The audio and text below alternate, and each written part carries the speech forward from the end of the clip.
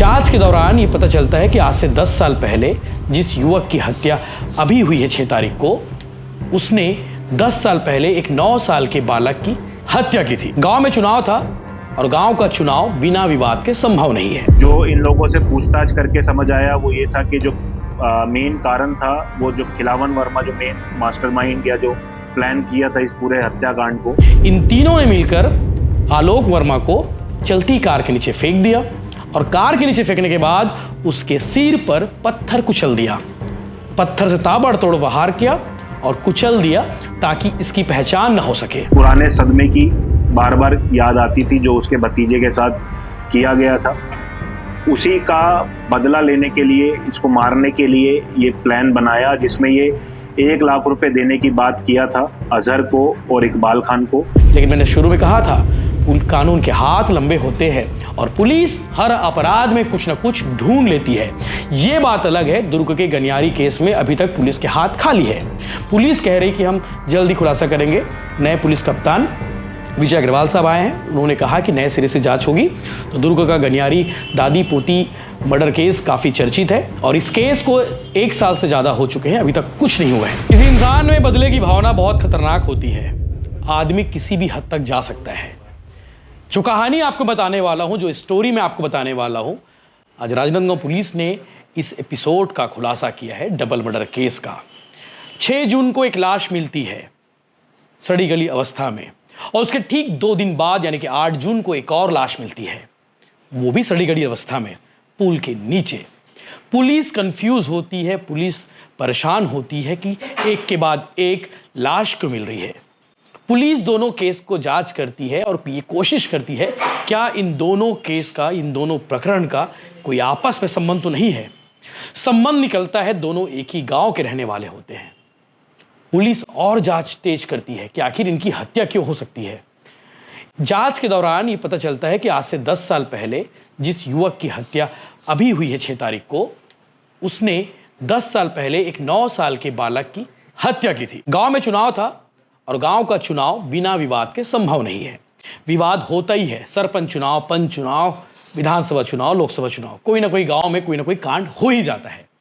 तो 9 साल पहले यानी कि 2016 में एक चुनाव में कांड हुआ था सरपंच चुनाव के दौरान, और उस सरपंच चुनाव के दौरान 9 साल के जितेंद्र वर्मा की हत्या हो गई थी। हत्या करने वाले का नाम है आलोक वर्मा, जिसकी हत्या अभी 5 तारीख को हुई है और उसकी लाश मिलती है 8 जून को। अब आलोक वर्मा के साथ में एक और शख्स है जिसकी हत्या हुई थी 5 तारीख को और उसका शव मिला था 6 जून को। 6 जून को डोंगरगढ़ इलाके के बागरे कस्बा के पास झाड़ियों में मिला था और 8 जून को सीतागोटा में आलोक वर्मा का शव मिला था। इन दोनों का शव मिला, पुलिस जांच करती है। जांच करने के बाद ये चीज़ समझ आती है कि दोनों सहसपुर दल्ली के रहने वाले हैं। खैरागढ़ इलाके के डोंगरगढ़ के पास में लगा हुआ इलाका है और जांच के दौरान ही पता की जाता है कि आखिर इन दोनों ने ऐसा क्या किया था कि इसकी हत्या कर दे। तो ये पता चलता है कि 2016 में जितेंद्र वर्मा नाम के एक युवक, एक बच्चे की हत्या आलोक वर्मा ने कर दी थी और आलोक वर्मा 2 साल के भीतर ही जेल से बाहर निकल गया। और जेल से जब से वो बाहर आया है उसके बाद से लगातार गाँव में और उसके परिवार वालों के कहता रहा कि देखो मैंने मर्डर किया और जेल से 2 साल में ही बाहर आ गया। और इसी बात को लेकर मन में एक आग थी, बदले की आग थी। बदले की आग किसकी थी? खिलावन वर्मा। खिलावन वर्मा जो है बिच्छू टोला रहने वाला है और इसी के भतीजे की हत्या आलोक वर्मा ने 9 साल पहले यानी कि 2016 में की थी। अब इसी बात को लेके खिलावन वर्मा के मन में एक बदले की भावना थी, उसकी हत्या तो करानी है, उसको रास्ते से हटाना है। अब आलोक वर्मा की हत्या के लिए बाकायदा खिलावन वर्मा ने सुपारी दी 1 लाख रुपए की। किसे सुपारी दी? अजहर खान और इकबाल खान, इन दोनों को बुलाया गया। डोंगरगढ़ के रहने वाले, डोंगरगढ़ के रामनगर के, इन दोनों को बुलाया गया। प्लानिंग की गई कि आलोक वर्मा को रास्ते से हटाना है। अब रास्ते से हटाने के लिए प्लानिंग, गांव में सबसे आसान तरीका है किसी को बुलाने का, दारू पीने के लिए। आलोक वर्मा को फोन किया गया, भाई बैठना है, बहुत दिन हो गए, बैठना है, एक और मन में कुछ बातें हैं उसे दूर करना है। आलोक वर्मा इमोशनल हो गया। आलोक वर्मा को लगा कि भैया चलो बैठते हैं, आज सामने वाले तरफ से ऑफर आया है। खैरागढ़ भट्टी गए और भट्टी जाकर इन्होंने दारू ली, शराब गाड़ी में बैठ के पी और उसके बाद मौका देखते ही उसकी पिटाई की। पिटाई करने के बाद आलोक वर्मा की हत्या कर दी। लेकिन आलोक वर्मा शराब पीने के लिए अकेले नहीं आया था। ऐसा उमन होता है गांव में, मैंने बहुत सारे लोगों को देखा है कि शराब पीने कोई ऑफर करे तो अकेले नहीं जाता, अपने साथ 2-4 के लेके चले जाते हैं, अपने साथ 2-4 लोगों को लेके चले जाता है। तो आलोक वर्मा ने भी वैसे ही किया था। शराब पीने के लिए ऑफर था तो अपने दोस्त सूरज सेन को अपने साथ लेकर चले गया। सूरज सेन उस दिन बेवजह मारा गया। उसकी कोई प्लानिंग नहीं थी कि सूरज सेन की भी हत्या की जाएगी। सूरज सेन सिर्फ इसलिए मारा गया क्योंकि उस दिन शराब पीने के लिए आलोक वर्मा के साथ आया था। और आलोक वर्मा को मारने की प्लानिंग तो पूरी थी, पहले से तैयारी थी, तो इसलिए उसको मारना ही था। तो इसीलिए सूरज सेन भी उस दिन मारा गया क्योंकि उसके साथ में था। पहले इन्होंने हत्या की। हत्या करने के बाद आलोक वर्मा को सीतागोटा के जंगल में फेंका और जबकि इसी की लाश बाद में मिली। 5 जून को इन्होंने हत्या की। हत्या करने के बाद चलती गाड़ी से इन लोगों ने, यानी कि तीनों ने, खिलावन वर्मा, अजहर, इकबाल, इन तीनों ने मिलकर आलोक वर्मा को चलती कार के नीचे फेंक दिया और कार के नीचे फेंकने के बाद उसके सिर पर पत्थर कुचल दिया।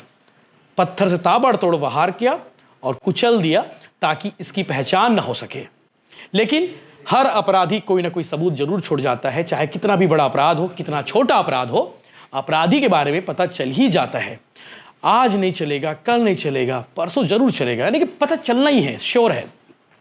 तो इस केस में भी आलोक वर्मा की लाश मिलती है 8 जून को, लेकिन उससे पहले लाश मिलती है सूरज सेन की 6 जून को। सूरज सेन को बाद में इन्होंने मारा। उसके सामने आलोक सेन की पिटाई की, रॉड से मारा, पत्थर से मारा, उसके शव को गाड़ी से बाहर फेंका और उसके बाद बारी थी सूरज की। सूरज सेन के साथ भी उन्होंने वैसा ही किया और उसे घायल अवस्था में चलती कार के नीचे फेंक दिया बागरे कसा के जंगल में। डूंगरगढ़ के पास में इलाका है। बागरे कसा में फेंकने के बाद उसके ऊपर रॉड फिर मारे और उसके बाद फिर वैसे ही पत्थर कुचलकर उसकी हत्या कर दी। और सबसे पहले लाश मिलती है 6 जून को सूरज सेन की। उसके ठीक 2 दिन बाद 8 जून को लाश मिलती है आलोक वर्मा की। पुलिस जांच में जुटती है। जुटने के बाद चीज़ों को रिकॉल करती है, आखिर इनकी दुश्मनी किससे हो सकती है।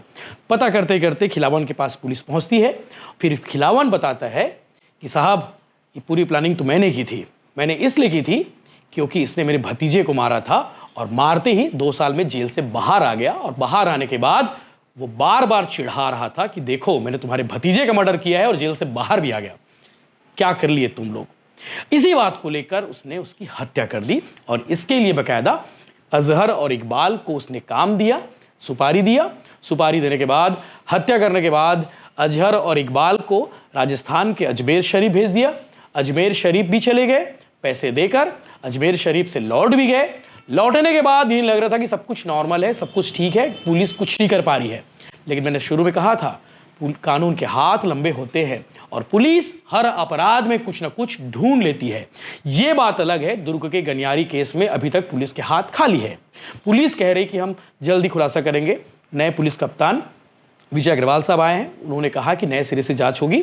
तो दुर्ग का गनियारी दादी पोती मर्डर केस काफ़ी चर्चित है और इस केस को 1 साल से ज़्यादा हो चुके हैं, अभी तक कुछ नहीं हुआ है। कुछ ऐसे केस होते हैं जिसमें पुलिस के हाथ खाली होते हैं, उनमें से एक गनियारी मर्डर केस भी है।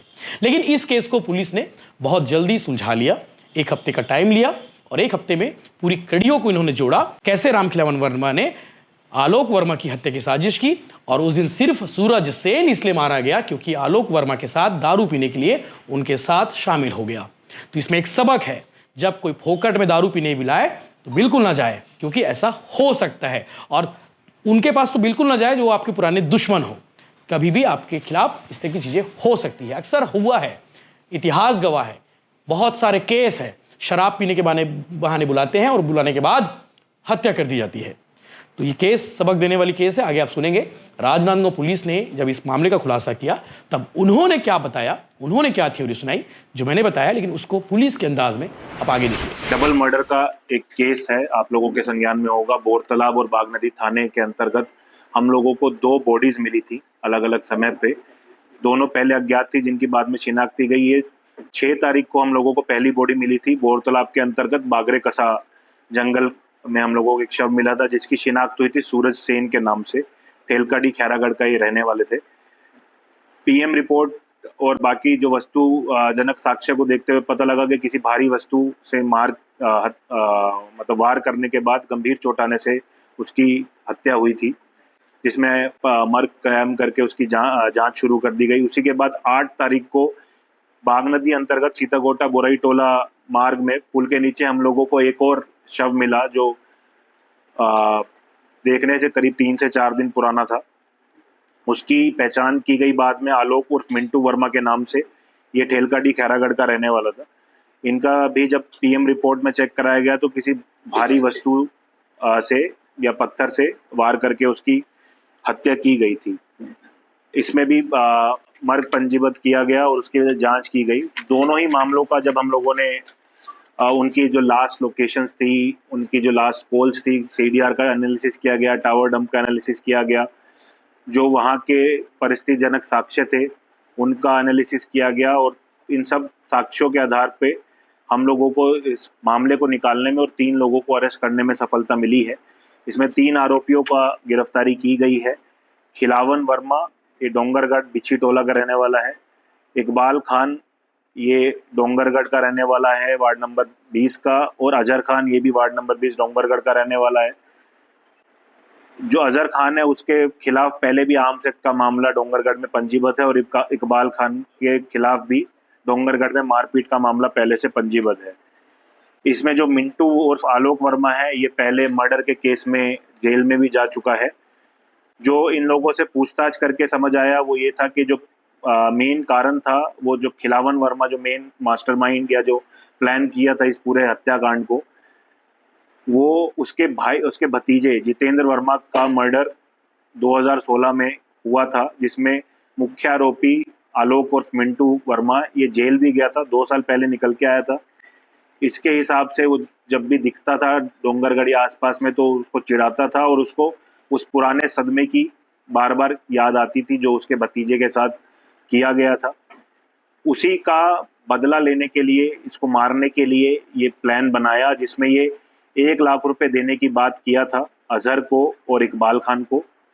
इनका भी कुछ छोटा छोटा पुराना रंजिश इसके साथ में रहा है और 20,000 रुपये एडवांस भी दिया था। जिसके बाद 5 तारीख को ये लोग खिलावन अपनी महिंद्रा एक्सयूवी कार में इन अजहर और इकबाल को लेके गया और साथ में मिंटू को बिठाया, आलोक उर्फ मिंटू को। इनके हिसाब से इनका जो दूसरा मृतक है उसके साथ कोई विवाद नहीं था। सूरज इसका मिंटू का दोस्त था, मिंटू सूरज को बिठाया साथ में और उसी वजह से वो चला गया।